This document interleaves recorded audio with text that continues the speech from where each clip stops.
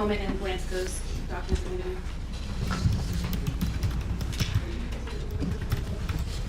Yes, ma'am. So when you're looking at the Cellbrite reader where all of the data from the phone is located, one way you can sort the data is by data type. Is that fair to say? Yes. And so if you look at the user accounts section of data, it will show you anytime a user account was associated with this phone. Is that right? Yes, it doesn't say exactly when, but it just associates that particular account with the phone, meaning that it was likely accessed at some point in time. Right. And as you testified earlier, you could then go and do further research elsewhere or on other places on the phone or external records to figure out when it was used. Is that fair to say? Yes. Okay, so I want to direct attention to Defendants 3. Can you please describe what we're looking at Defendants 3? Yes, Defense Exhibit 3 is a screenshot of a Facebook Messenger account for Rosebelly Flores. And is this an accurate copy of what you would see on the reader when you're looking at the cell phone extraction? Yes. Your Honor, at this time I'd like to move Defense Exhibit 3 into evidence. No objection. 3 is admitted. You skipped 2, correct? I didn't miss 2. Okay, that's fine. I skipped 2, and in fact, thank you, Your Honor. Defense Exhibit 2, which one is that? That is the Facebook account for Gocho Franco. Gocho Franco. And does this appear to be an accurate screenshot of what information is captured on the Cellbrite reader report? Yes. Your Honor, at this time we'd like to move Defense 2 into evidence. No objection. 2 is admitted. And then lastly, Defense 4, can you describe that for us? It is a Facebook account associated with Diego Jose Ibarra. Okay. And does this appear to be a fair and accurate copy of the information contained on the Cellbrite reader report? Yes. This time we'd like to move Defense 4 into evidence. No objection. 4 is admitted. Now, Detective, I'm going to hand you a document for you to review, but don't say anything in the record about it just yet.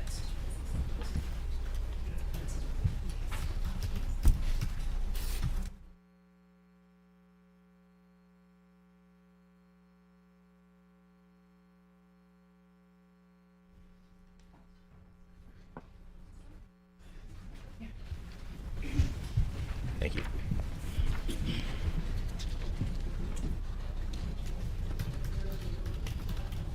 So, Agent Hipkins, I don't want you to go into the content, but can you validate the Defense 5's report that you wrote?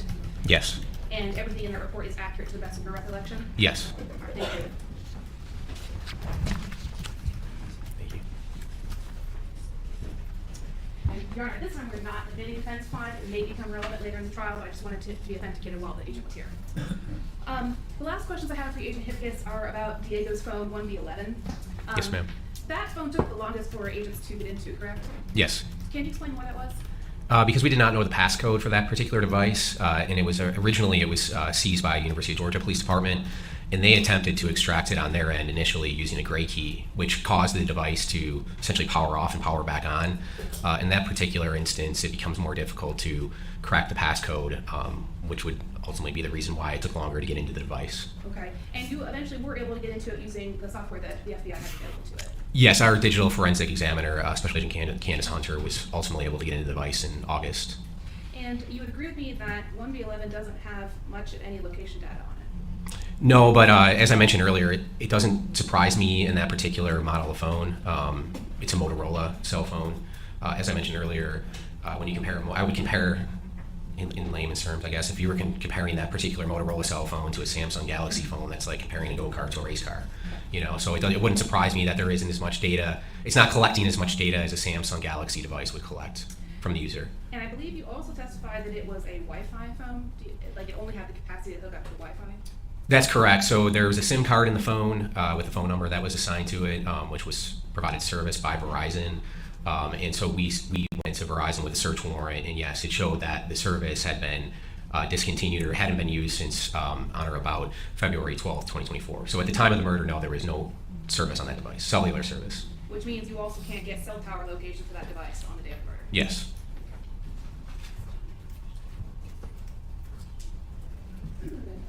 And are you aware if Mr. Ibarra was ever asked for a passcode to make his phone cracking easier?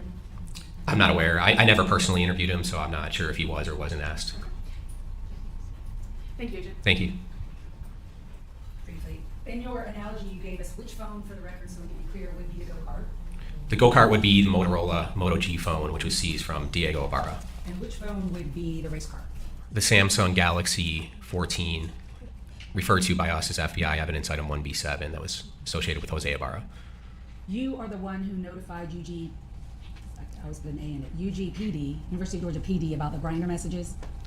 Yeah, actually, our analyst did because the messages were in Spanish, and I don't speak Spanish, so she had done a more extensive review of those messages. But yes, I mean, I was involved in some of those communications. And your analyst would be Ms. Ramirez? Yes. And the timing of when those messages were relayed would have been October of 2023? Yeah, so the content of those messages were between October and November of 2023, with like it appearing to be the last any sort of activity with Grindr on that device being on January 25th, 2024. The accounts, the Google and the Facebook accounts that of Diego that were found on the device 1B7, for lack of a better term, could not have been accessed after February 10th of 2025 for the Google, is that right? Yes. And is that because the account ceased to exist after that point, correct? Yes, his account was deleted on January 16th, 2024. And then the Facebook account was deleted January 25th of 2024? Yes, the Gocho Franco, it wasn't deleted. It just didn't have activity, IP activity, indicating it was being used after January 25th, 2024. And that is all I have, thank you. Anything else, Ms. Beck? No, Your Honor. Can you be excused? Yes, sir. Make sure. Call your next witness. State calls Evasius Ramirez.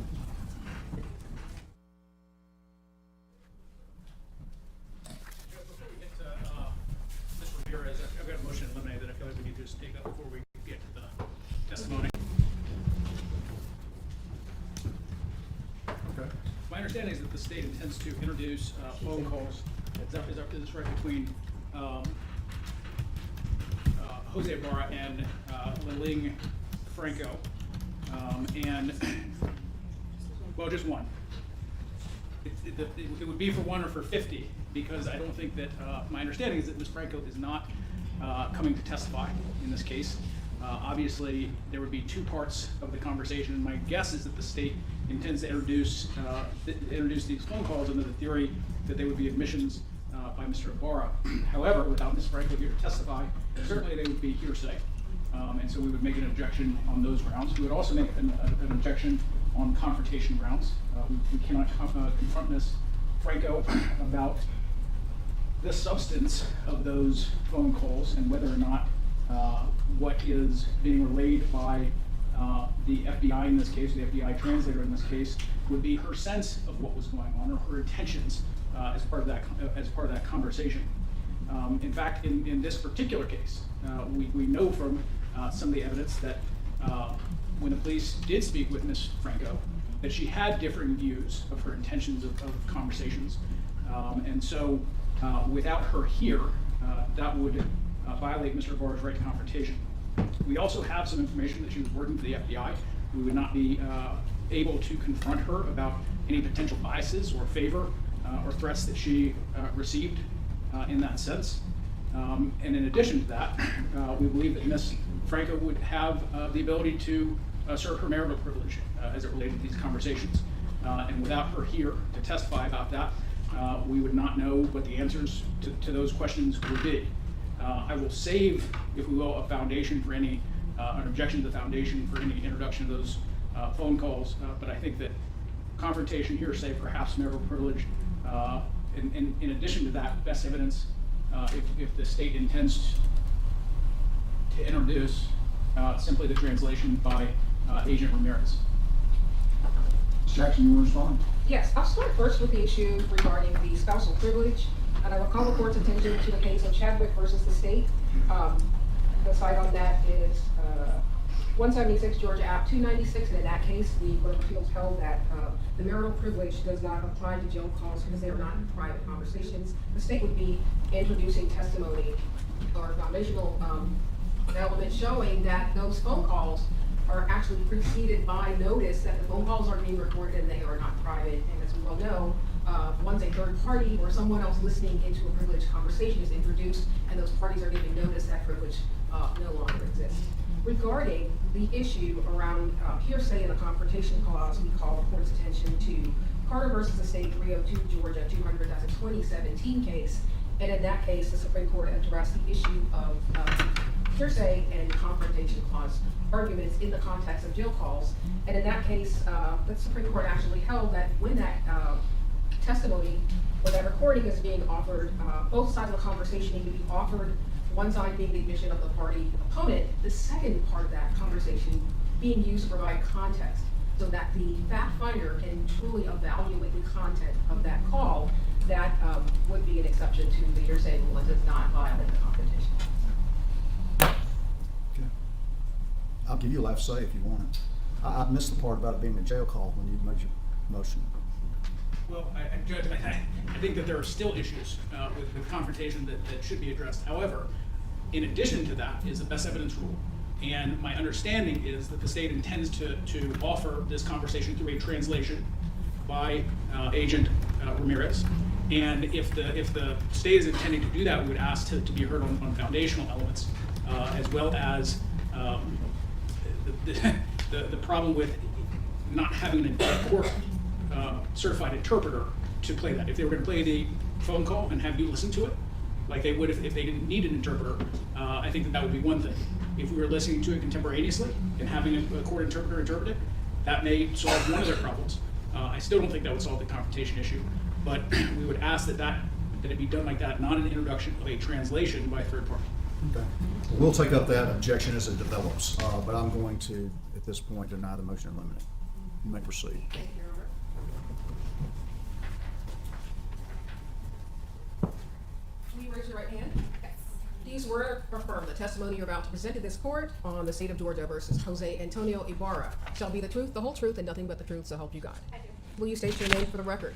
My name is Abasis, Abeisis, last name Ramirez, Ramirez. And how are you employed? I am a staff operations specialist / tactical specialist with the Federal Bureau of Investigations, and I'm assigned to the office here in Athens. And how long have you been employed by the FBI? I have been with the FBI since June of 2019. And what do your duties include? My duties include providing analytical assistance to drive cases forward for FBI and law enforcement partners. What does that mean for those of us who don't work in that field? That can mean anything from maybe listening to jail calls. If they have some people that they're looking into for a case, I'm able to try to find as much information that I can on those individuals so that the agents can make decisions on how to proceed forward. And do you have any special training? Yes, I attended a 6-week training in FBI Quantico. And does part of your duties include translating jail calls or any other content? Yes. For the FBI? Can you tell us about that process? So since I speak Spanish, I requested to be tested for reading and listening through the language and assessment unit at headquarters. Once I take my tests, they score and they will deem whether you're proficient or not, and I received my scores and I was marked as proficient. And are you a native speaker? Yes, I am. Where are you from, or where's your family from? My dad's from the Dominican Republic and my mom's from Costa Rica. And do you speak Spanish regularly? Yes, I do. And do you understand different dialects of Spanish? Yes, I do. And what does your proficiency rating allow you to do for the FBI? My proficiency rating allows me to monitor Title IIIs, review jail calls. I can also review like phones or any documents and provide translations for those. Okay, and what is a Title III? Title III is when like a wiretap on a phone. Okay, and I understand that you were assigned to work on the case involving State of Georgia versus Jose Ibarra. Yes, I was. And what were your duties what were you assigned to do in this case? I was assigned to monitor his jail calls and then provide any assistance translating anything that was in Spanish as needed. Did you, by any chance, were you called upon to translate some videos made by the defendant on February 22nd? Early Yes. morning hours of February 22nd? Yes, I was. And for whom did you do those translations? I did those translations for Special Agent Jamie Hipkiss. And, Your Honor, if I may play the videos. Give me just a moment.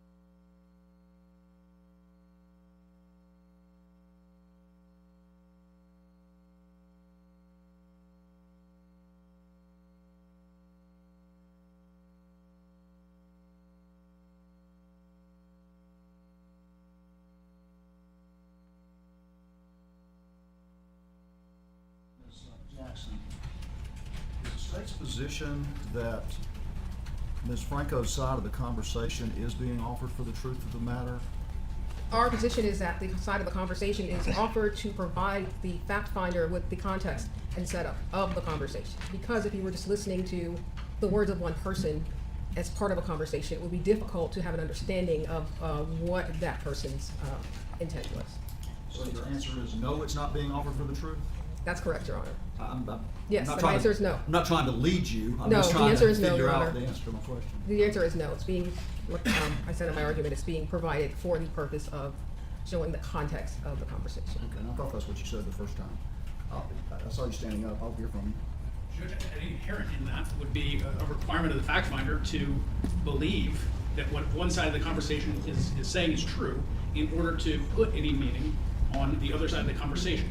Now, the whole point of understanding it is that you have to believe that both sides are true, or neither side's true, unless we were able to confront the witness, that was making those statements. So typically, this is where it becomes interesting with me being the trier of fact, because as we know, typically, I would be listening to the motion in limine and hearing the recording outside the presence of a jury and making a decision. But as we sit here at this point, I haven't heard it. So here's the way we're going to proceed. We're going to go ahead and I'm going to hear it, and then I'll consider whether or not I'm going to consider it. I think that's all I can do. Thank you, Your Honor. Okay? Right now, we will go forward and play the slides from Agent Hipkiss' presentation that were translated by Specialist Ramirez.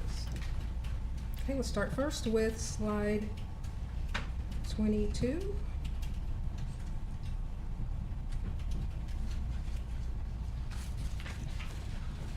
There is Spanish on the, can you see the slide? Yes, I can. Okay, and what do those words say? It's saying, one time, Ozuna said. Excuse me, just for clarification purposes for Ms. Beck's previous witness, I believe that she had made a relevancy objection to those lyrics being intended to prove anything as it resulted, or as it happened in this case, or any material fact in this case. And so I don't know if we had gotten a ruling on that relevancy objection before she went there. We did. I did rule on that. Go back and see.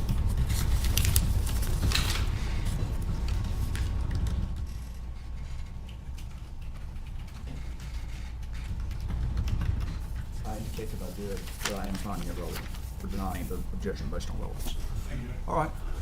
Let's go to slide 20.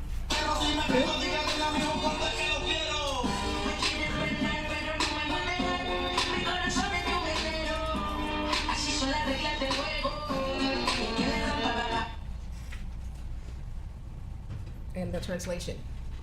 Yes, that is accurate. And can you read the translation for the court? Yes. It says, they want to see me fail, but I won't let them. My heart is that of a warrior. That's how the game rules are, and whoever breaks them will pay. Okay, let's go on to the next one.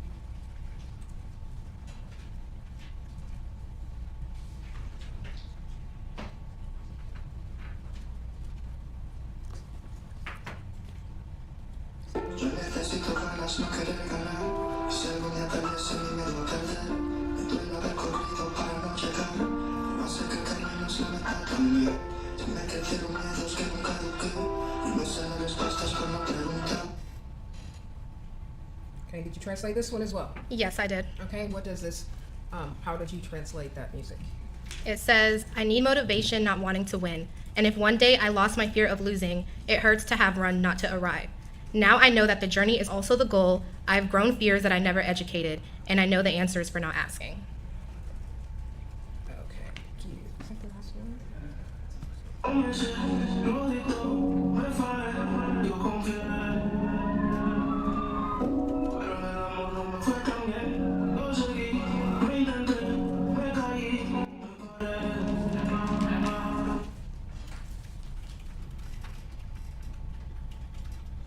Okay. This one says, I started, gave it all, fought, I trusted. But in love, I didn't do so well. I kept going, I tried, I fell, I got up. Thank you. So now let's talk about you monitoring jail calls? You mentioned that that is part of your duties and that you were assigned to do that as part of this case. Yes, ma'am. When did you start monitoring jail calls? I started monitoring Jose's calls March of 2024.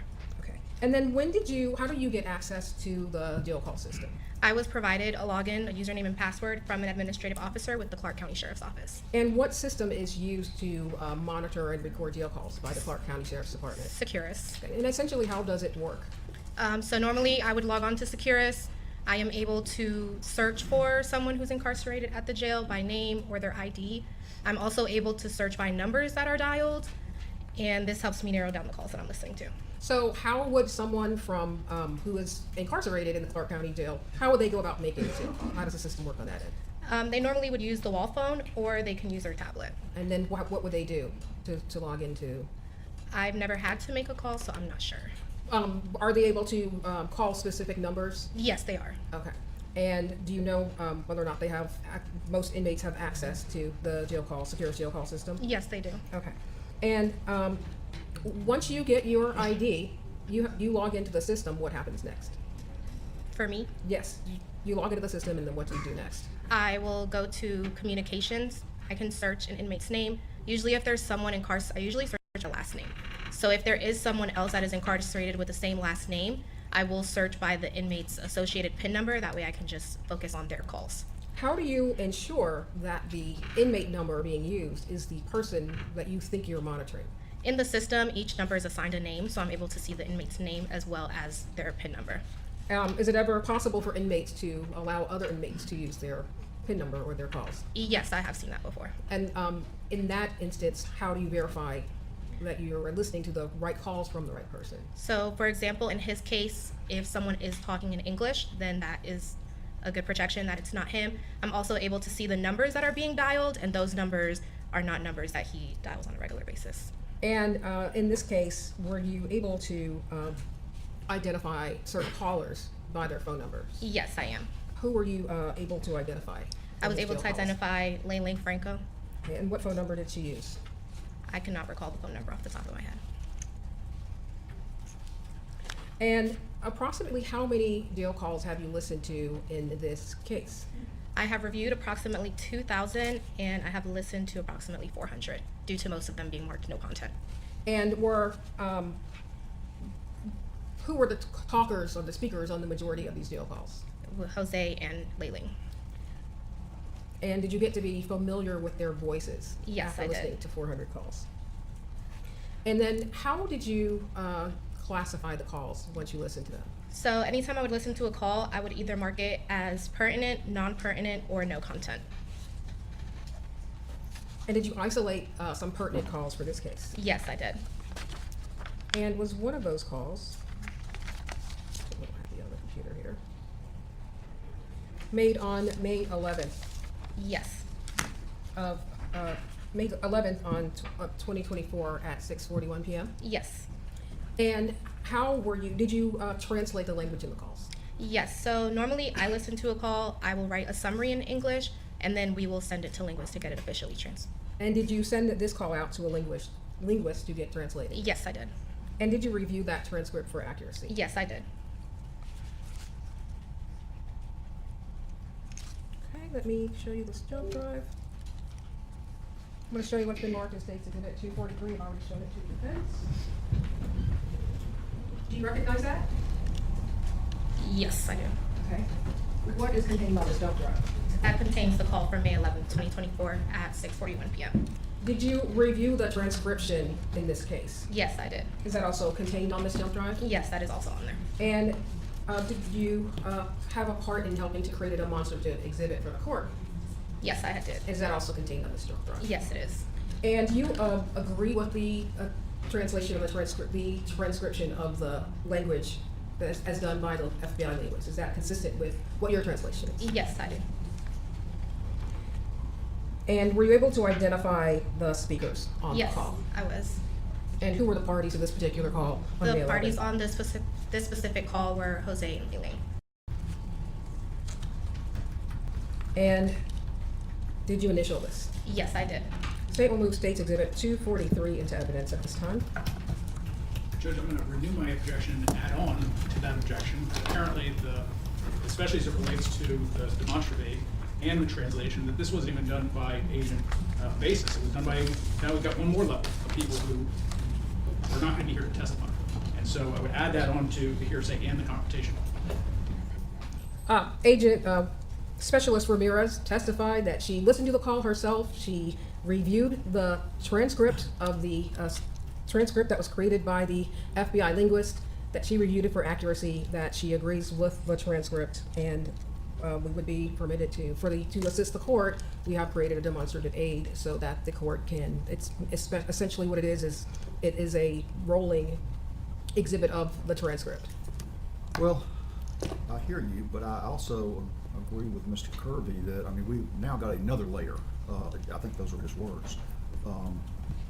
I'm not going to admit it as, at this time, this way. I mean, y'all can perhaps figure out something else. I don't know, but we've got the linguist. That's the first I've heard about that when you started talking about that, that actually did the translation approved by this witness, and now we're here. So I am going to sustain the objection at this point. The other option, Your Honor,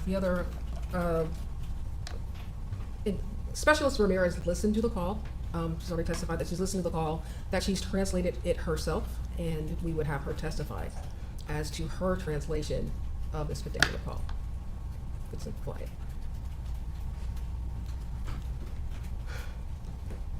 When she's a certified, we've already established that she's a certified translator for the FBI. She listens to jail calls. She was able to authenticate the authenticity, identify the speakers, identify the method of recording the calls, and based on that, we would submit that she can testify as to what the call said. Can you be heard further?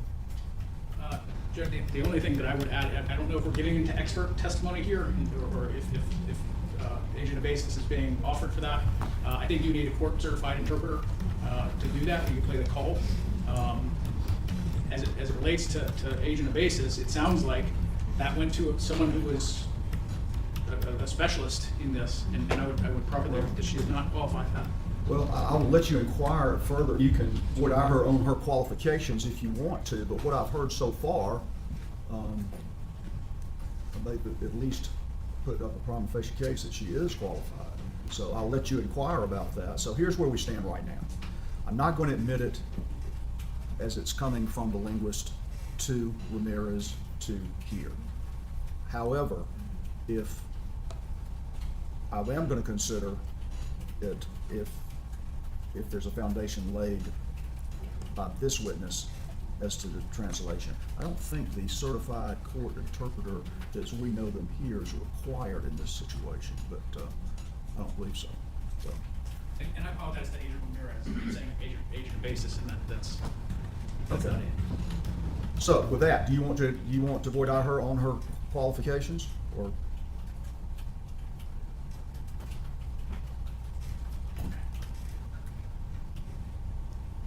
I'm just offering it. Well, Judge, unless they're offering Agent Ramirez as an expert in this, in which case we didn't get any of the stuff that we should have gotten, because I don't know that she was originally thought to be offered as an expert. I think it would be more appropriate on cross-examination. That's okay. The defense keeps changing the standard. Specialist Ramirez has already testified that she's a native speaker of Spanish, that she has completed the FBI's certification program, which allows her to work as a translator for the FBI, and that the translation of this particular jail call and all the other ones was done in the course of her duties as a specialist at the FBI. Are you offering her as an expert? I am offering her, I could offer her as an expert. I could ask the court to qualify her as an expert in this area, given her qualifications. Has she testified in court proceedings before? Actually, she has not. This would be her first time. But if not, she could still testify as the person who translated the call in the course of her duties as a native speaker of the language. And the law does not require. It's a better practice to use a certified court interpreter, but it's not what the law requires. Want to be heard any further now? No? Yes. Okay. I'll let you go forward, and I'll I'll leave it to you if you're asking for her to be allowed to testify as an expert or not. Did you have an opportunity to listen to the translation? Yes. Listen to the jail call. Yes, I have. Approximately how many times did you listen to it? I have probably listened to that jail call more than 10 times. And did you make a translation of the jail call? Yes, when I listen to a call, I normally type up a summary. And did you type up did you make notes in this particular case? Yes, I did. And in that jail call, who were the speakers on the jail call? Jose and Laken. And what was the context for their conversation? In the conversation, they were continuing a conversation from a previous call, discussing how he had went to UG.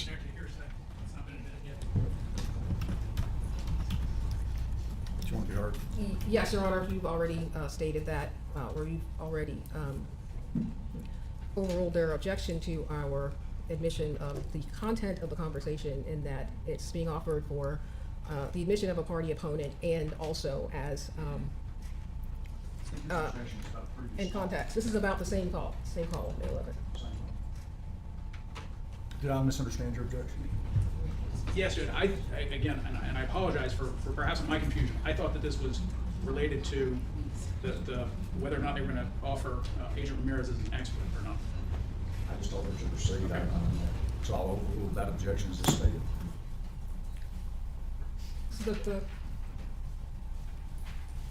going back to the call, you identified the parties Yes. and you were giving the court the context of the call. Yes, so they were discussing how he had went to UGA to look for work. In the call, they also discussed, Laken had asked him where, To Laken again. This is, if we're going, we can play the phone call, I guess, if we can authenticate this. But if we're just gonna talk about what Laken said, then it's hearsay, and she lives up in New York. This isn't a, my guess is that the FBI has the ability to get her. So I've overruled the objection based on the reference in the playing of Ms. Franco's and the interpretation of Ms. Franco. So, you can continue, it's overruled. At this time, I'm going to play the call.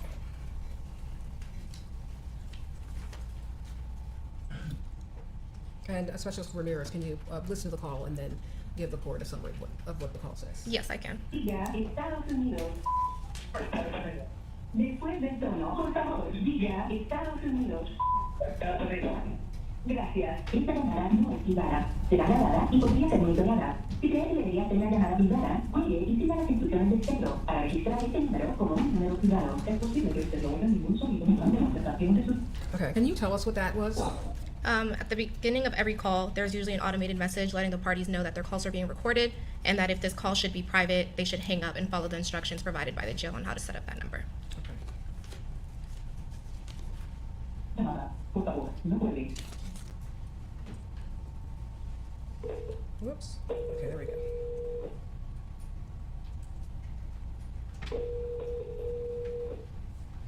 Hola, esta es una llamada con cargos recibidos preparada de... Vivo encarcelado en Athens Park County Jail. Esta llamada no es privada. Será grabada y podría ser monitoreada. Si cree que debería ser una llamada privada, oye y siga las instrucciones del centro para registrar este número como un número privado. Para aceptar cargos y dar su consentimiento para grabar esta llamada, oprima 1. Para no aceptar cargos y pulsa 2. Okay, what is that? That is an automated voice saying that the person that he's calling is receiving a prepaid call from an inmate, and then usually they can say their name, they don't have to, and then the call will ring so the other person can pick it up. Puede comenzar la conversación ahora.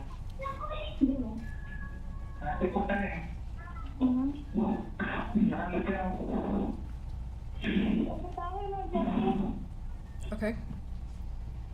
He asked her if she's able to hear him okay, and she said yes, that it sounds better. He asked her where were they in the conversation, and she says we were talking about him going to look for the job. So what is the, I'll move on to the next.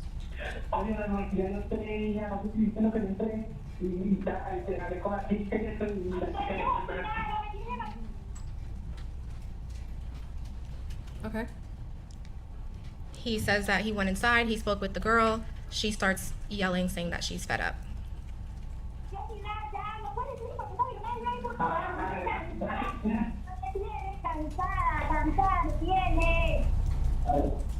Okay. She's saying that she's fed up, that he has her tired, and if he can just tell the truth.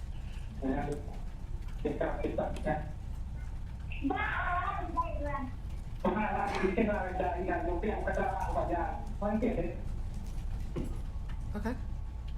She says, are you going to or are you not going to say the truth? He tells her that he went over there to look for a job. Okay.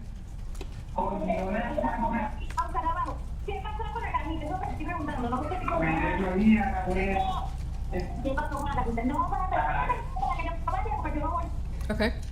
She continues to ask him what happened with the girl.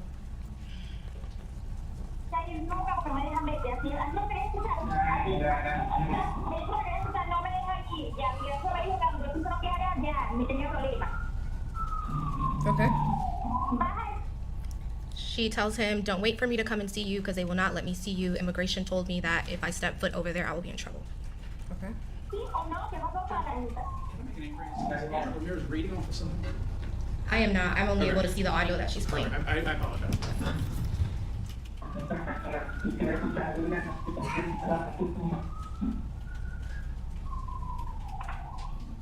Okay. She continues asking that she wants to know what happened with the girl. Okay.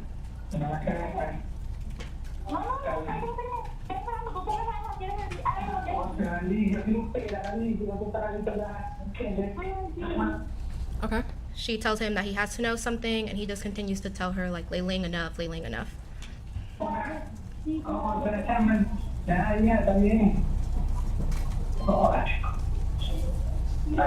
Okay. He just continues to say, okay, okay, okay.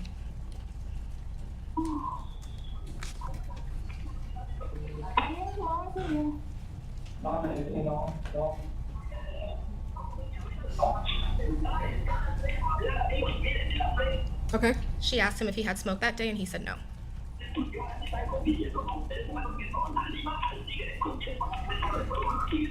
just asking, is there a noise in the background? Is that them talking or? No, usually it can be background noise from a TV or just other inmates in the background.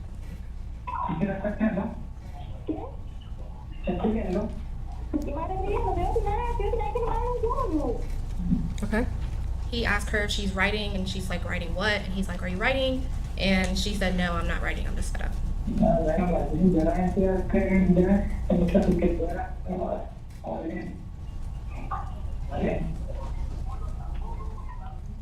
Okay. He said, you're fed up, okay, okay.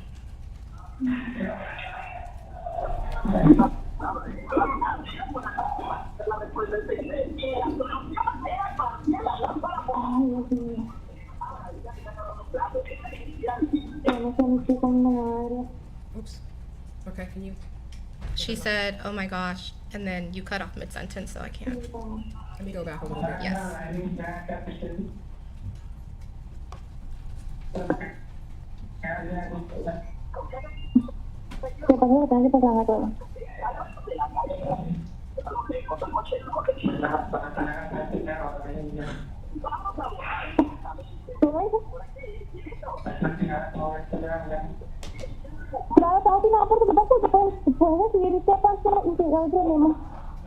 Okay. He's telling her, yeah, you're fed up, and she's saying, yeah, I'm fed up, and it's your fault.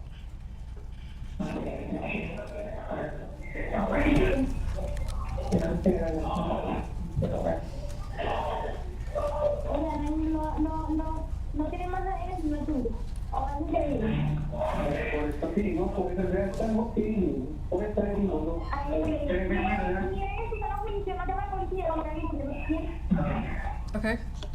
She said that she thinks it's crazy that they don't have anyone else's DNA, they only have his. And she said she doesn't understand how someone can see someone dying and not call 911.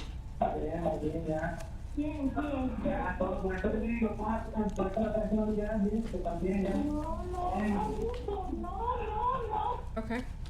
He's saying, enough, Layling, that's why I'm telling you. And she's saying, no, no, no, no.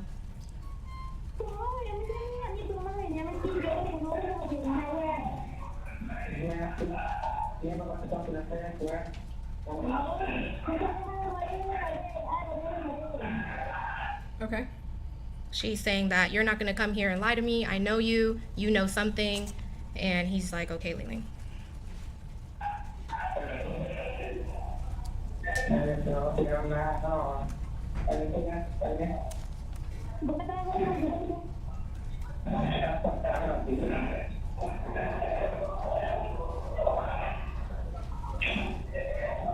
Okay. She asked him where was El Gocho when he was out, and he states that he's either in the house or in the bed due to the call being a little bit muffled. It's hard to understand which word he's using. Okay. And I'll stop it right there.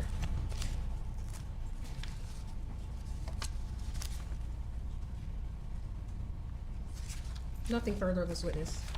Any cross-examination? No question, Judge. It should be assumed. Yes. Any objection? Judge, if I can have this.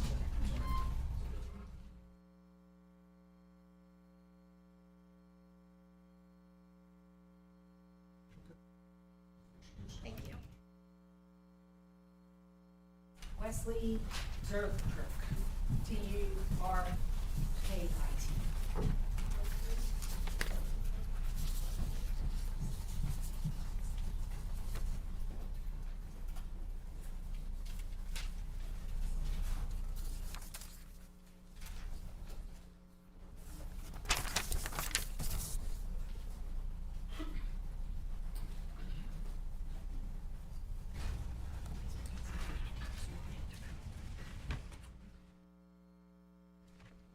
swear affirm the testimony you will give today, the matter of the state of Georgia versus Ibarra will be the truth, the whole truth, and nothing but the truth, so help you God? I do. Please take a seat, state your name, spell the first and last name from my court order. It's Wesley Durkit, Wesley Durkit, Where do you work? University of Georgia Police Department. How long have you worked there? I've been there since 2012. What are your duties and responsibilities there? Title is an IT security analyst. I'm also an officer with the department. I serve as the lead digital forensics examiner for our investigations. If you could adjust that microphone into your mouth, I just want to make sure that they can hear you over there, and Madam Court Reporter can hear you, okay? Yes, ma'am. Okay. So, security, say that one more time. IT security analyst. Okay. And I'm an officer with the department, and I serve as the lead digital forensics examiner for the investigations. What is a digital forensic examiner? Specialized training and role to specifically examine any kind of digital evidence, computers, cell phones, any kind of electronic storage medium to support the investigations. Tell the court a little bit about your training and education. Education, I have a bachelor's degree in management information systems, a master's degree in information technology. I'm a post-certified police officer, so Georgia standards for peace officer certification. I have gone through specialized digital forensics training, starting with the Federal Law Enforcement Training Center in Glenn County, Brunswick, Georgia. Completed the 8-week curriculum there to go through courses and certifications in mobile device investigations, digital evidence acquisition, Windows computers analysis, and Macintosh forensics analysis for Mac computers. I've completed vendor-specific training for the tools and analysis software that we use in our unit, specifically with magnet forensics and their Axiom software for analysis. I'm a magnet certified forensics examiner. What was Gray Shift for the Gray Key device, for the use of the Gray Key device to extract and analyze cell phones. Gray Shift is now owned by Magnet Forensics, so that's why I say it used to be Gray Shift, as well as the Compelson Mobile Edit Forensics Pro software, which is a specialized software and analysis that's specialized in wearable devices, smartwatches, and stuff like that. Were you asked by your department to do two things? Number one, extract data from a cell phone that belonged to Laken Riley, first of all. I was. And were you also asked to extract data from a Garmin watch that she was wearing at the time of her murder? I was. And did you do both of those things? I did. I'd like to start first with the extraction of Laken Riley's cell phone with Gray Key. Tell us, what is Gray Key and what did you do to her phone? So Gray Key is a specialized device. It was specialized and created to access iPhone devices originally that we were not able to obtain access to. So it has specialized capabilities to be able to unlock iPhones. In this case, we were provided with the passcode for her phone, so I did not have to use the force unlock feature of it, but it still has advanced features within it to obtain as much data as possible from the phone. So we used it, extracted her phone, and then entered all that into Magnet Axiom for our analysis and reports on her phone. Okay. I'm going to hand you a few documents. Just do it all at once since I'm up there, but may I have one on that council.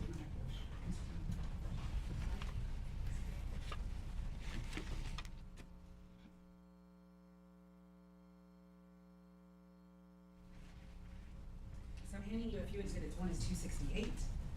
Let's do it one at a time. Okay. What is 268? 268 is it's a flash drive containing the gray key extraction data of Laken Riley's iPhone. And did you learn that yourself? I created this flash drive myself and handed it to you. Thank you. And at this time, Your Honor, the state would move to admit to states 268 that as with the previous phone extractions, we are not asking the fact finder to consider all of the data on this phone. There is a separate PowerPoint presentation that will be done by another witness, and that will be the data extraction for the phone, for the fact finder to consider. 268 is merely for the record. Any objection? No. It will be admitted for those purposes. 269, what is 269? So this is a flash drive containing the extraction of the Garmin Forerunner watch used and created by the Mobile Edit Forensic Pro software, extracted directly from her watch. That report was copied onto this device by me and given to you. And the state would move to admit states 269. 269 is admitted. Did you create smaller reports from 269 of the Garmin data watch? I did. And how did you do those reports? So from the extraction of the watch, we get basically the entire dump of data.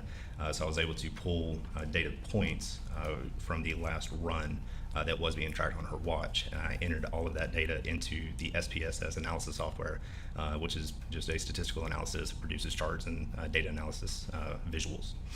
And the Garmin, did it collect her heart rate? It did. Did it collect her speed? It did. And did it collect her location? It did. The location data, was that also sent to the FBI for their analysis as well? It was. I want to talk to you about states 270, 271, and 272. Do you recognize those documents? I do. These are the charts that I created From Laken Riley's Garmin data? from the Garmin watch data. Your Honor, at this time, the state would move to admit 270, 271, and 272. Any objection? Thank you. 270, 271, 272 are admitted without And objection. would the clerk please toggle over so we can publish those documents?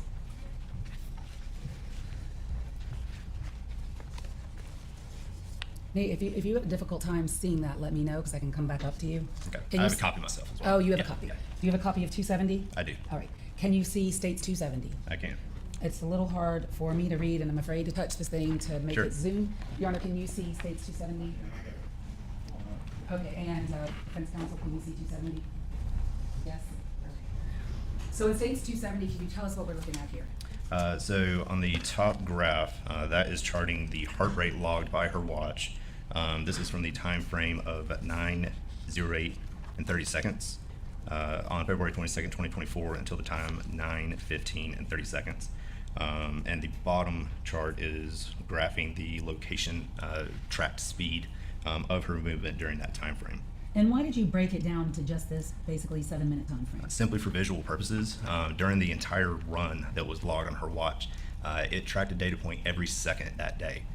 So there were over 33,300 data points set and recorded and extracted. So if we put that entire data set in a chart like this to fit on this one piece of paper, it would essentially be a flat line. So we basically just select a time frame that shows some pertinent data. That way we can visually see the peaks and valleys included in the chart in the data set. So in looking at states 270, can you tell us, first of all, what was Laken's speed and her heart rate at 9:08 a.m.? So at 9:08,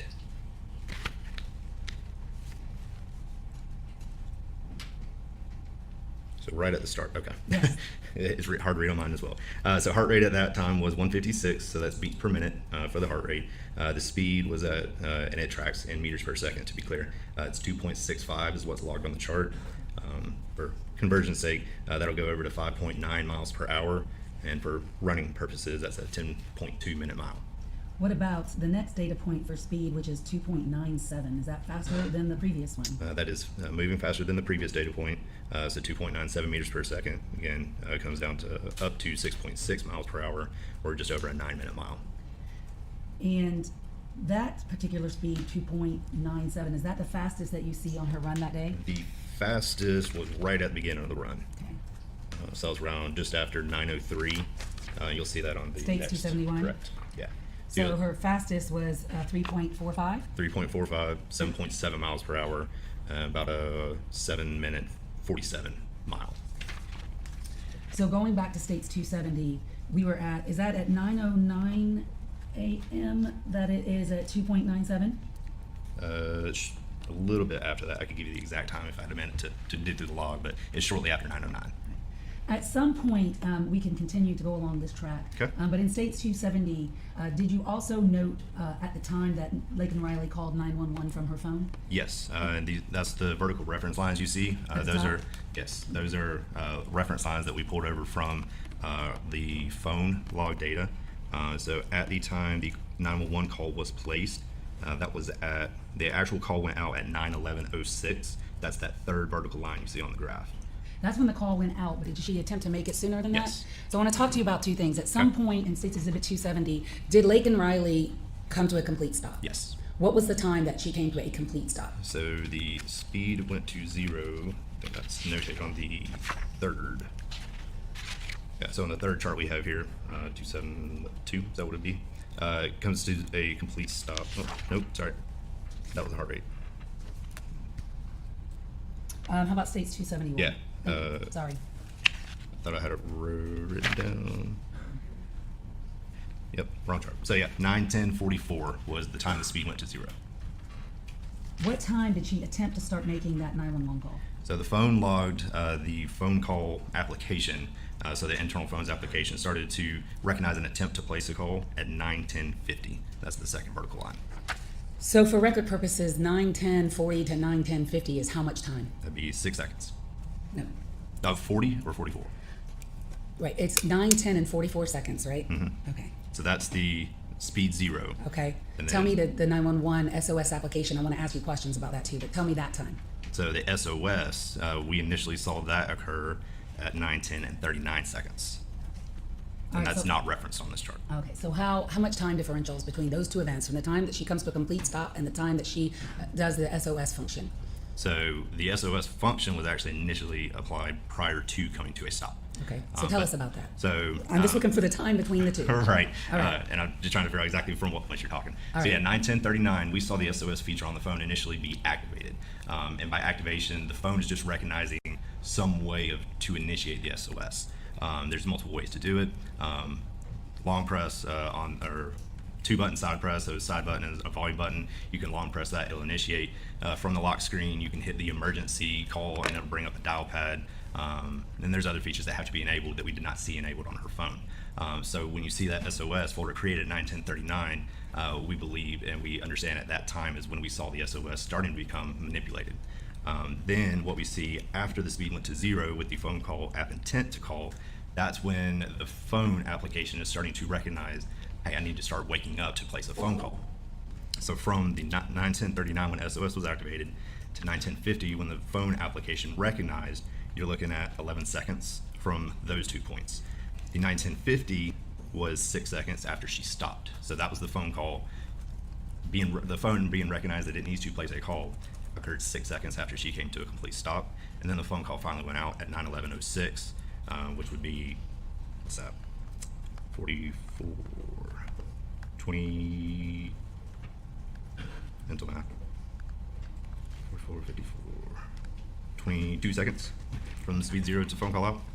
So it took the phone a minute, so well, not even a Correct. minute, a few Yeah, yeah. seconds to recognize the SOS function and actually make the call. Right. Do you know how that works on an iPhone to enable an SOS function to make an emergency 911 call? Yes. Can you show us if I hand you my iPhone on the stand? Show us how that works, and you could show the court. All right, How so- would you do that? So from the lock screen, we would swipe, you get your unlocked dial pad, and then Correct. from here, oh, sorry.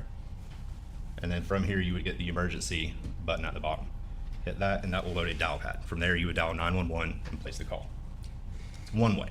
Okay, what's the other way? That's the most familiar way for most people with their phone. So from an iPhone, you can select the side button and a volume button, hold, and it brings up the emergency option from that phone, from that display. And so for the record, did you hold the two side buttons down simultaneously? Correct. For that screen to appear? For this screen to appear. Okay. So that's one way. Then if you let go, you'll feel it vibrate. It vibrated in my hand when it brought this screen up. You would slide to place the call. Then on the newer iPhones, hers was a 15 Pro Max, so the latest at the time, if you continue to hold, it will then start a countdown. And it'll go 8-second countdown, and then it'll start vibrating, sounding an alarm, and then place the call automatically. But you have to continue to hold after this screen displays for it to do that. So there are a few ways that Correct. you could do it. Correct. Do you know from an examining, thank you, I'll take my phone back. Do you know from examining Laken Riley's phone which method of SOS 911 calling she used? So from what we have seen and been able to determine, it appears that the dial pad was used.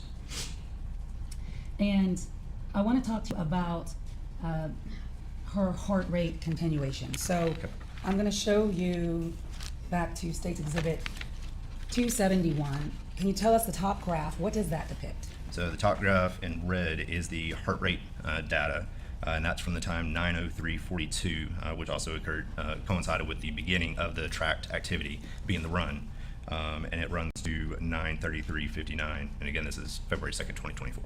When did her heart rate drop to 0? So it went to 0 at 9:28 and 23 seconds. And did it remain 0? And I want to show you 272. Tell us what we're looking at 272. So 272 is the heart rate from that same beginning time, 9:03 and 42 seconds, and it's tracking all the way to 12:59 and 59 seconds, February 22nd, 24. And at some point we see the 0 at 9:28, like you told us. Mm-hmm. And then we see what looks like her heart rate going back up at 12:37. Yes. What, So does that coincide with the CPR? that coincides with CPR and is tracked based on the body cam footage from our officer arriving on scene. So if you look at Officer Maxwell's body cam footage, which we've already looked at, Correct. at 12:37 p.m. he attempts CPR, Miss Riley, is that That's right? correct. And that caused, you were able to see that in the Garmin watch? Yes. All right. Between 9:28 a.m. and when Officer Maxwell shows up at the scene, is there any movement in her heart rate? No. The heart Remains rate- 0. Correct. All right. May I have one moment, Your Honor? I'll pass it. Cross-examine.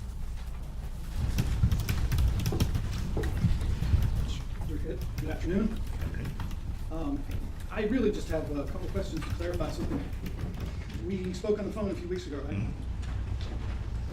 Just for the court reporter, if you don't mind. Yes. Thanks. And I thought you told me then that you thought that the 911 call had been placed not through the keypad, but through the... Correct. So in further analysis, finally following up with some forensic consultant solutions with Magnet Forensics, where we use our analysis software, we were able to find some more detailed information in it's called a plist, which is just a stored data file that's holding all of this data. And we found the setting in there that determined that the multi-press that we were originally thinking was, that feature was actually not enabled on her phone. So then a little bit deeper analysis into what was actually loading at the time, we could see that the dial pad for the emergency call was loaded on her phone at the time that the call was being placed. And when did you find this out? 2 weeks ago. So obviously after I spoke to you. Mm-hmm. And, but, okay, so caught me by surprise because I'm going by the report that I guess was prepared back. When did you first do your analysis? We initially started working this initially right after, so February. Okay. Because in that report, you indicated that at 9, 10, and 39 seconds, the call was begun through the SOS process. Well, the SOS application feature set was activated. The phone call did not occur until that 9, 10, and then 50. But in any event, your opinion at the time was that it was not made through the keypad. Correct. Okay. And then I also asked you, and maybe you have more information now, but I asked you on the phone that if you could tell who disconnected the call, and you said you weren't able to tell. Not able to tell from the device. Okay. And I saw in your report, that's kind of the second by second timeline, you indicated that at 9:11 and 59 seconds, ACCPD 911 Center showed the call ended. Is that right? That's what I believe they said. Again, I was looking at phone data and just referencing what the ACC data center called provided, but I did not scrutinize that log at all. Okay, and then you indicate also that so 1 second later, at 9:12, 0 seconds, that Riley's phone showed the call ended. Correct. The phone call, the device logged that the call ended. So would that not indicate that the call didn't disconnect from Riley's phone's side of it?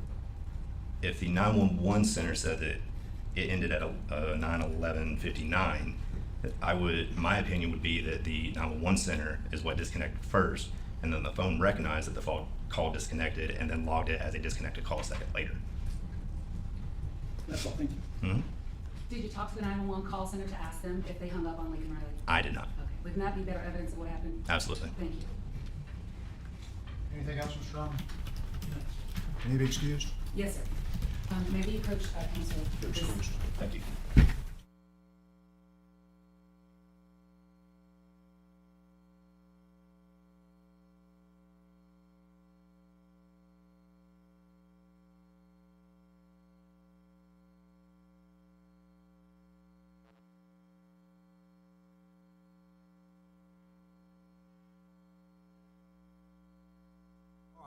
For the media, the next witness is not to be recorded. If you will adjust that camera and no pictures. Thank you. Okay, you may call your next witness. State calls Tejaswi Talavani Sarawaki.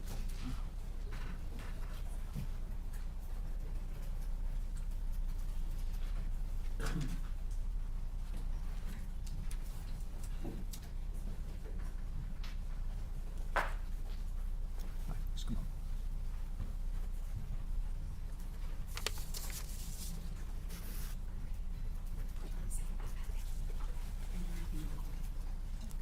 Just letting the witness know she's not here. Okay. Please raise your right hand. Do you swear or affirm the testimony you will give in the matter of the state of Georgia versus Jose Ibarra will be the truth, the whole truth, and nothing but the truth, so help you God? Yes, I do. Okay, if you could take a seat, have a seat. Scoot way up to this microphone and be sure you speak into it because I know you're soft-spoken. Madam Court Porter has to take down what you're saying and they have to be able to hear you over there, right? Please state your name and spell it, your full name. My name is Tejaswi Tamilmani Saraswati, Tejaswi. Tamilmani is Tamilmani. Saraswati, Saraswathi. Good afternoon. Are you a student? Yes, I am a student here. When you say here, what university are you a student at? University of Georgia. How long have you attended the University of Georgia? It's been a year. What are you studying? I'm studying PhD in exercise physiology. Are you a graduate student? Yes, I am. And how old are you? I'm 24 years old. Were you living at Building S, Apartment 114 on February 22nd, 2024? Yes, I was. Tell us a little bit about your apartment. Were you living there alone or with other people, and how big is your apartment? I live in a one-bedroom apartment and I live alone there. It's on the first floor. And by first floor, you mean the bottom floor? Yes. And is it on the end or is it in the middle of the building? It's all the way to the end. At some time that morning, first of all, what time did you wake up? I would say around 7. And at some point in the morning, did you notice something unusual? Yes, I did. I heard some fidgeting sounds on my front door. Where were you when you heard those sounds? I was in the shower. Describe to the court what you actually heard. I was in the shower and I heard somebody trying to open my door. And initially I thought it was coming from upstairs, but when I stepped out of the bathroom, I noticed that it was coming from my front door. When I went to see who it was, I saw someone through the peephole trying to open it. Could you describe the person that you saw? The person had a black hood, black hat, black jacket, and black gloves, but I could not see the person's face. Why couldn't you see their face? I think it's because of the cap. It was blocking their face. And when you said they ducked down, what do you mean by that? So the moment I said hello, who is it? They ducked down, I think, to avoid being seen through the peephole. I saw them bending and walking away. Did you see that same individual again? Yes, I saw them in my living room window. And how did you see that individual again? And how much time passed from the time that you saw them at the door till you saw them in the window? As soon as I saw them at the door, I went to pick up my phone from the bedroom and I came back to the door again and then tried calling for help, which is when I turned around and looked at the window and I noticed someone there. Then I could see them trying to look inside. When you say trying to look inside, what exactly did you see? I saw the person's cap jutting out through the window.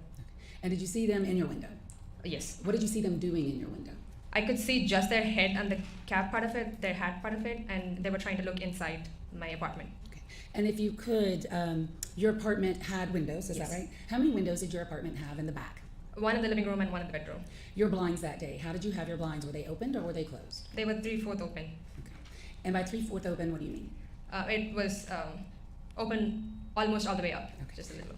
And I'm gonna do a few things. Did you eventually call 911? Yes. I'm handing you what's already been admitted into evidence, the State's Exhibit 12. Had you have a chance to listen to State's Exhibit 12 prior to today? Yes. And is that your signature on State's 12? Yes. And is State's 12 a fair and accurate recording of your 911 call? Yes. State request permission to publish State's 12. May.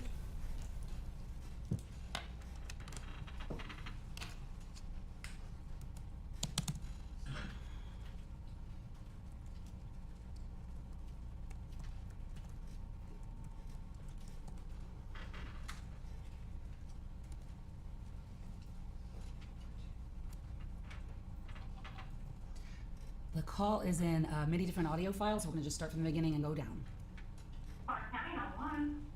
Hello, I think someone's trying to break into my apartment. Okay, what's your address?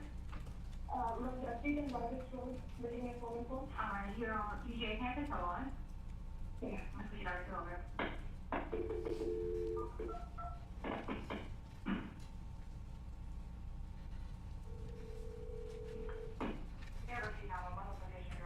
What time was it?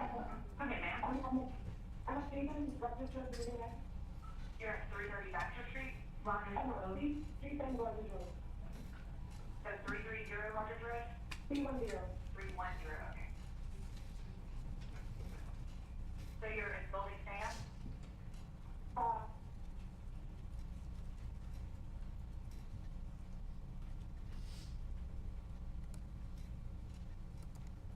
Emergency 911, what's the location of your emergency?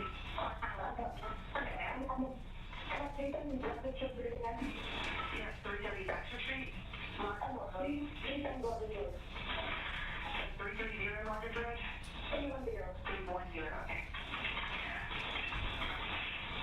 So you're in building Sam? Building S? Yes. And your apartment is 310? Yes, 114 is my apartment. What was that? 114 is my apartment number. Okay, and what is your name? My name is David C.E.G.A.S.W.I. And your last name? Ceremony, C-A-M-I-N-N-A-N-I. Okay, and a good callback number for you. Okay. What's the phone number for you? This is the one. 951-536-2830. Okay. Okay, and what's going on? I'm in the shower and then I got some body and I came to check the someone I saw with a big hole. Someone tried to open the door and then I said excuse me and then they just ran away and then all the time they kept trying to look through my window. I didn't really see the police face. They had all this cap and stuff on, but I don't know what's going on. Okay. And you're there alone? Yes, I'm alone here. Do you know if they're still outside? Not outside my door and they came to into my window, but I don't know if it's a little coming inside. I can't see.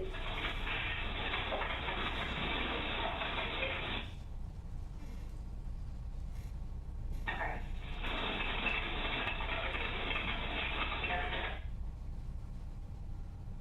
Did you see what they look like? You know, they had the blue jacket and then they had a hood on.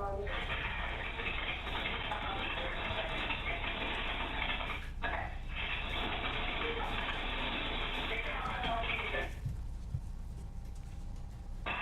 Did you know if it was a male or a female?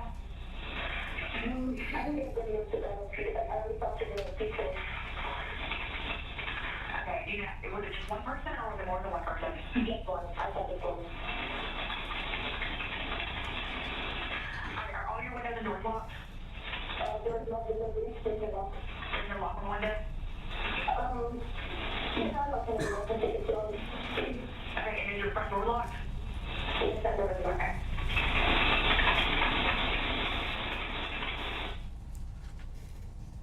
Okay, is there anywhere safe that you can go inside of your apartment? That way if they were to make entry, you need to lock yourself in the bathroom?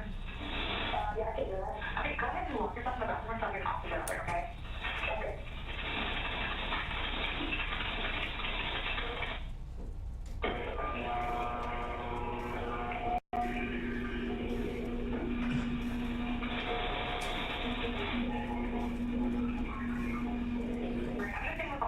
Somebody out there, okay?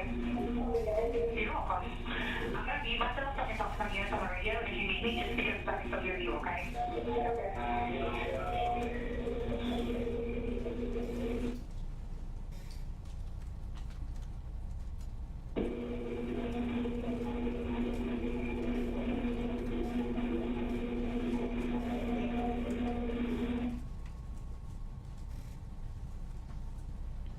At this point, are you in your bathroom? Yes, that was.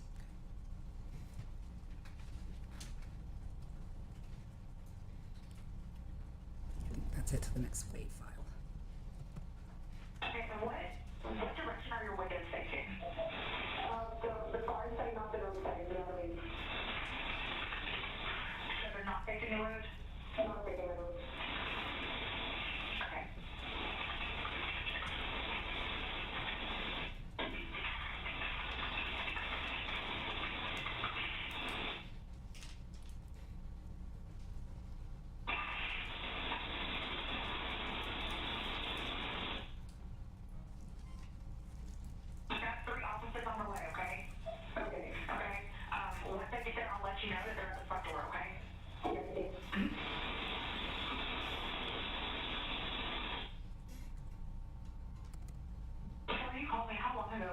When, okay. Just, I think, just when I called you, right? Just, and then I just grabbed my phone and then gave the call. Okay. Has anyone, reached out to you, been suspicious, stalking you or anything like that? No, no. Okay.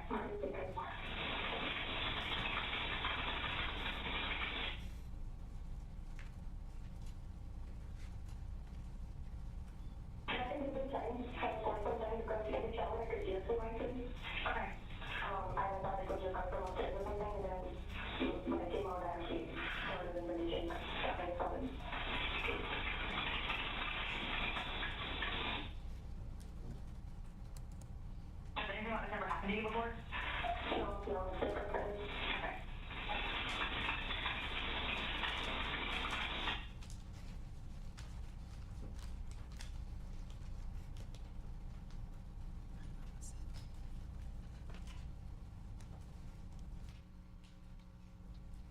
How long have you lived in this apartment? I moved in November around 10 weeks. Okay.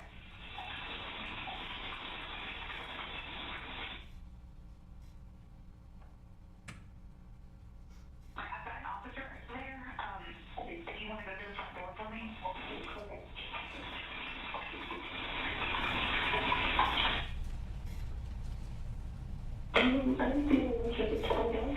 Okay, don't open the door. Just stay by the door for me, okay?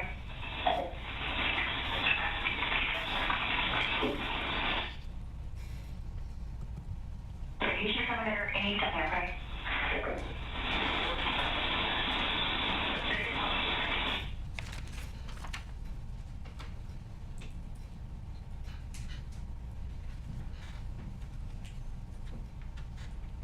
Okay, you see them? I'm going to sit in and let you see them, okay? Okay, you're welcome. Okay, you should come in there any second, okay? So does that complete your 911 call? Yes. And at the end of it, you say, I see them. Who were you talking about that you saw? 2 police officers. Were they at your front door? Yes. And did you open your door to them? Yes. And did you tell them what you saw? Yes. And what had happened? They came in, asked me what happened, took my statement, and then they left. I'm going to show you what's been marked as State's Exhibit 276. Do you recognize those windows? Yes. What are they? They're my windows. And is that how your blinds were that morning of the 22nd day of February? Yes. State would move to admit State's 276. No objection. 276, you said? Yes, sir. 276 is admitted. May it publish? Yes. So show us, and if you could show the court, in State's 276 that we are looking at here, is that how your blinds were open? Yes. And can you show us on 276 on what is my right of the photo, which window is this? That is the living room window, And which window is the other window on the left side? bedroom window. The individual that you saw when you said they went around back and tried to look in, if you could demonstrate for the court, how did they do that? Were they on the brick? Were they right in the middle of the window? And which window was it, first of all? So they were on the living room window. So that would be where my pen is? Yes. Okay, go ahead. And they were to the brick wall side, so their body was there, yes, and they were, their head, I could see their head through the window. Okay. And can you show us how, could you see their body or their head? Just their head. Show us how that person, you were able to see the head but not the body. If you could, stand up with the court's permission, step down, and just using this door frame here, show us, okay? So it was like this. So their back was to the brick, Yeah. and their head was through your window? Yes. And you could see their head in your window? Yes. Okay, thank you. Have a seat. When you said, excuse me, through the door, did that person say anything back to you? No. May I have 1 moment, Your Honor? Yes. That's all I have, thank you. Good afternoon, is it Ms. Saraswati? Yes.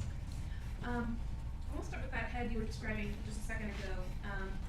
Were you able to see any of the face? No, I was not. You only saw the cap? Yes. And the hood covering the cap? Yes. And on the 911 call, when you're kind of describing what happened, you say that you're not really sure if it's a man or a woman. Yes. And you describe them as wearing a black hat and a black jacket. Yes. I don't have any further questions. Anything else, Mr. Walsh? Yes, sir. Should be excused. Yes, sir. All right. You're excused now. Thank you. You can call your next witness. State calls Officer Simon, and I just talk about this.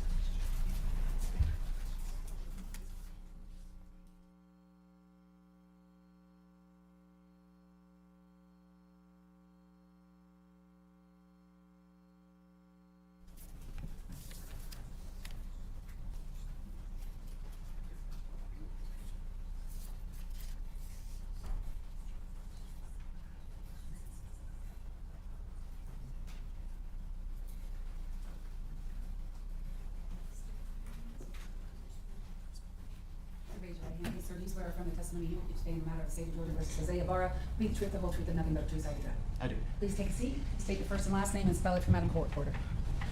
Jonathan Simon, Jonathan, Simon, S-I-M-O-N. What do you do for a living? I'm a police officer with the University of Georgia Police Department. I've been doing that for the past 3 years. What are your duties and responsibilities there? Primarily answering calls for service, patrolling around, looking for issues of safety, of matter of life and property, and enforcing the state of Georgia laws. Were you working in that capacity on the 22nd day of February 2024? I was. Did you respond to a 911 call made by a student, Tejas Sararathi, at 310 Rogers Road? I did. Is 310 Rogers Road in Athens, Clark County, Georgia? It is. About what time did you get the call, and about how long did it take you to get there? I got the call at 7:59 in the morning, and I arrived on scene at approximately 8:06 in the morning. May I approach the witness, Your Honor? Yes. Were you wearing your body cam that day? I was. And have you had a chance to look at the contents of State's Exhibit 277? I did. What is State's 277? This is going to be my body camera footage for this time frame. And does it fairly and accurately depict those recordings, and is a true and accurate recording of your body cam from the 22nd day of February 2024? It is. So we move to admit 277 and request permission to publish.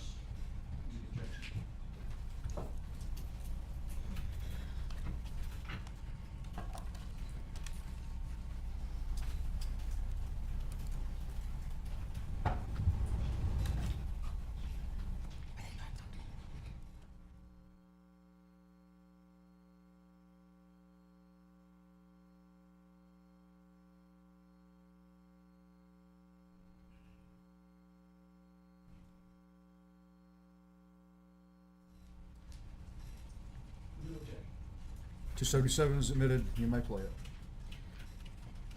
I am going to speed up a little bit in your body cam so we don't watch all of it. Do you see the counter at the top? Yes. 13:06 on 2/22 of 24. Is that in UTC time? It is approximately 5 hours before, so it'll be 8 in the morning, I believe, if my math is correct. 8:06. 8:06, yes. Do we see in this frame Building S? Yes. And what type of building is Building S? Building S is a University Village housing. It's going to be housing primarily for grad students or international students. It's in an apartment format sort of style. I want to fast forward to when you get to the apartment door.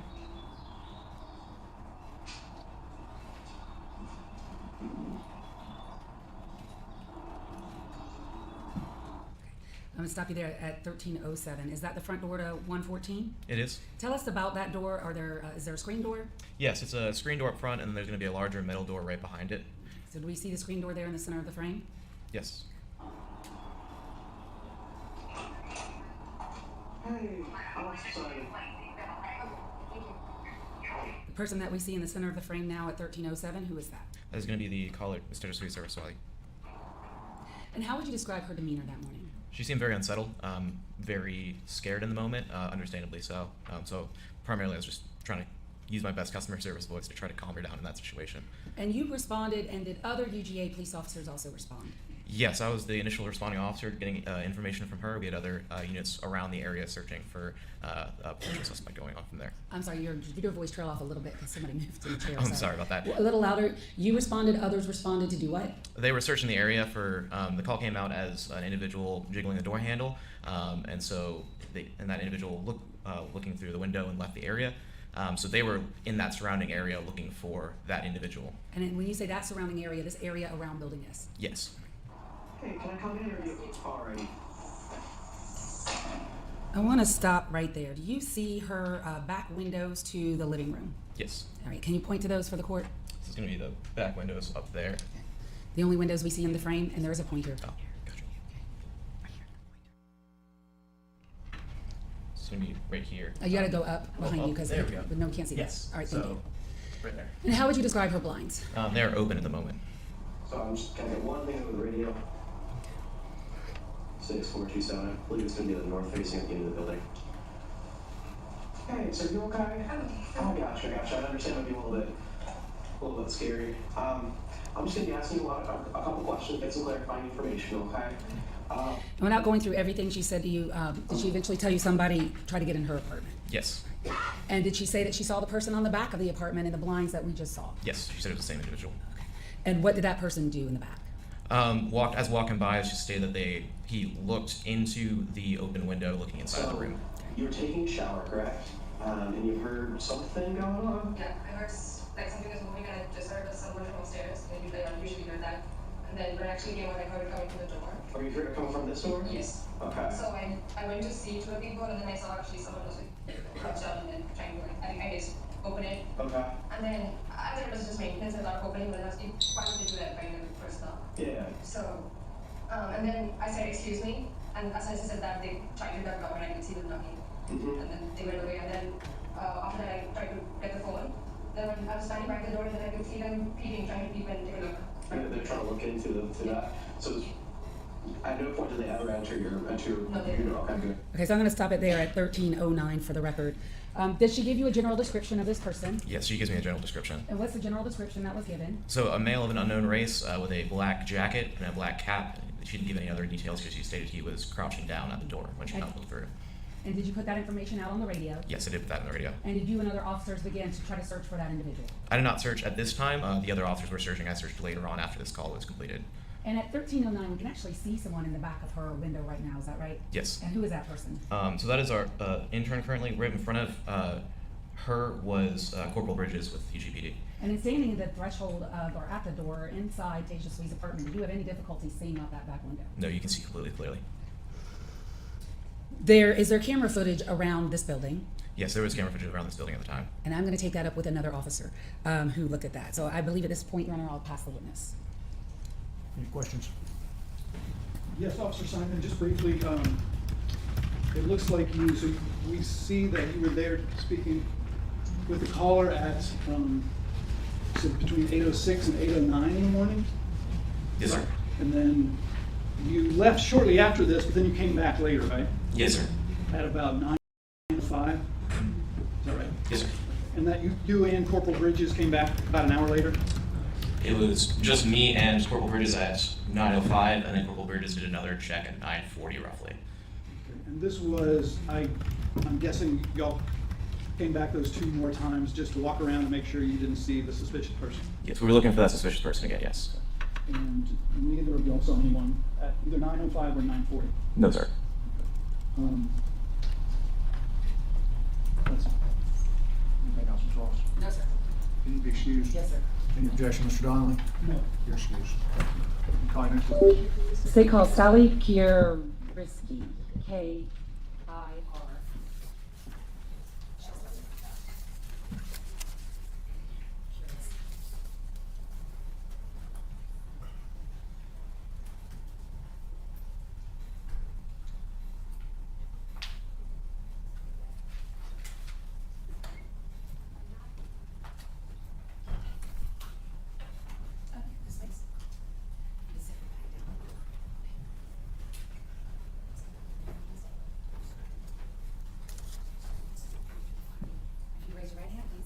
Do you swear or affirm the testimony you will give in the matter of the state of Georgia versus Isaiah Ibarra will be the truth, the whole truth, and nothing but the truth, so help you God?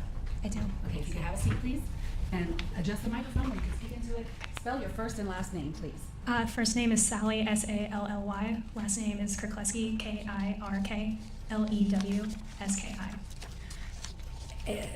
And, ma'am, what do you do for a living? Say again, please. What do you do for a living? I'm a staff level researcher in public health research. Are you a runner? I am. And how often do you run? 6 to 7 days a week. How far do you run when you run?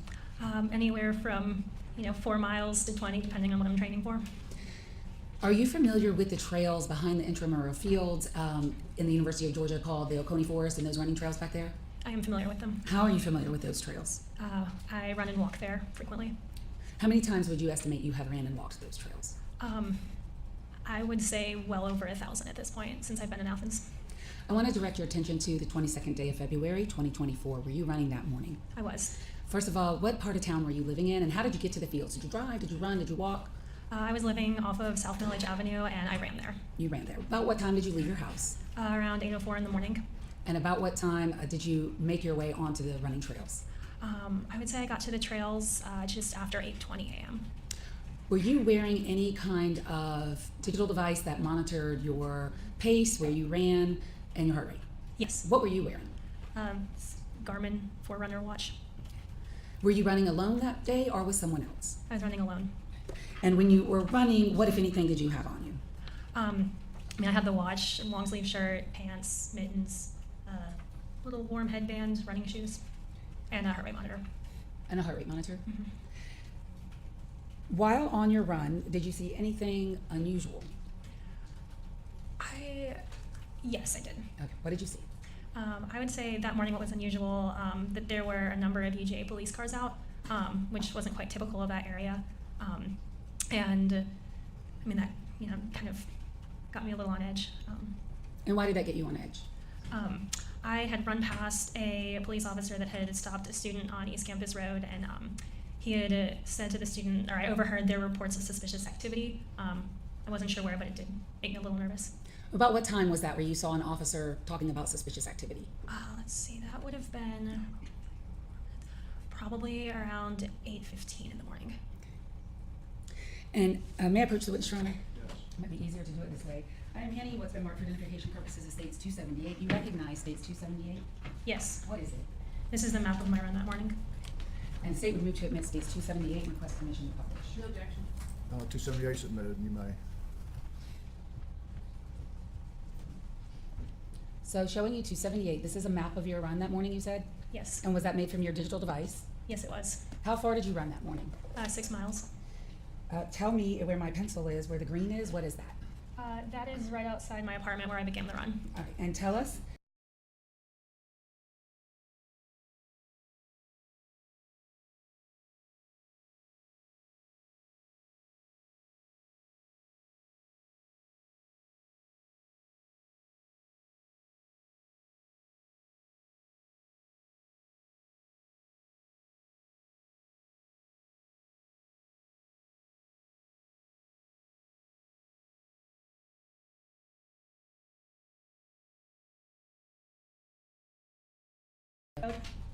Took another right onto Lake Herrick Drive, continued down there to the trailhead here, entered the trails, came down, curved around, took this sharp left, continued down this like larger trail that's gravel, took a right at the lake.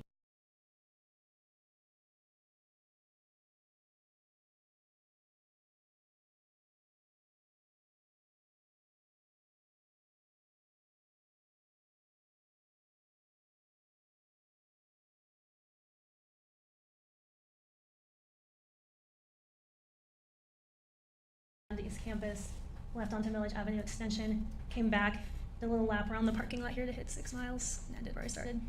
Thank you. At some point in your run on the trails, did you see an individual? I did. Okay. If you can have a seat now, if you don't mind, and then adjust the microphone if you need to. Where were you when you saw the individual? I was on the trails where this circle is. Okay, so where the blue circle is? Correct. Is there a retention pond near there? There is. Okay, and so where you, did you circle this yourself, this blue circle? I did. And does that indicate where you saw this individual? Yes. What time was it when you saw this individual at this blue circle? Around 8:24 a.m. What did you see? I saw a person who appeared to be a man just based on stature, average height, wearing a navy blue jacket, black gloves or mittens, hood up, dark pants and dark shoes. And he was standing, I'm assuming he was standing facing away from the trail, away from the retention pond. So you came around from the direction of, let me do this again. This is where you came around, right? From this way? Yes. And when you see that individual, were they ever facing you at any time? Not that I'm aware of. Did you see anything in their hands? I saw what appeared to be a phone. Okay. And in one of the hands? Correct. Did you talk to this individual? I did not. Did this individual look at you? Not that I could see, no. And did you, what did you do once you saw this individual? I continued running past this person a little bit faster. I was a little worried. So continued to the running past the pond to make that sharp left. What about that individual that you observed made you worried? I would say it would be that this person didn't look at me when I came around, and usually even if someone's just standing there, they hear a noise and kind of look or make any sort of body motion, and they were really, really still. Was this person alone? Yes. When you ran past them, how fast do you think you were going? Probably around, an average of like an 8:30 per mile pace, and then, I picked it up after that around there, so probably now 7:45 pace. And you continued your path around the lake like you showed us? Correct. Did you ever do another loop within the fields to go back to this location? No, I didn't, no. May I have one moment, Your Honor? I'll pass the witness. Thank you, ma'am. Good afternoon. Afternoon. You said you saw this individual around 8:24 a.m. That's correct. And you're pretty sure about that time because your run tracked where you were at different points during that time. Correct, yes. When you first saw this person, you said they didn't look at you. Could you tell where they were looking? They were looking south, away from the trail. And was that towards or away from the retention pond area? I was away from the retention pond. Would have been north, my bad. And were they standing on the path or off the path? They were just off the path. And when you ran by them, how close were you to them? I would say about 6 feet. But you didn't see them at any point turn to look at you. No. When you ran past them, did you ever look back? I looked back after I had rounded that sharp turn on the map, making that left. And has the individual moved or come towards you in any way? Not that I could tell. And I believe when you were describing what the individual was wearing, you said dark-colored shoes. Correct. Can you, like black shoes, or do you know what color they were? I don't know what color they were. But they were dark, so they weren't like white shoes. Not that I could tell. I don't have any further questions. Anything else, Ms. Ross? No, sir. May she be excused? Any objection, Ms. No Beck? objection. You're excused. Thank you. Yes, sir. 10-minute recess.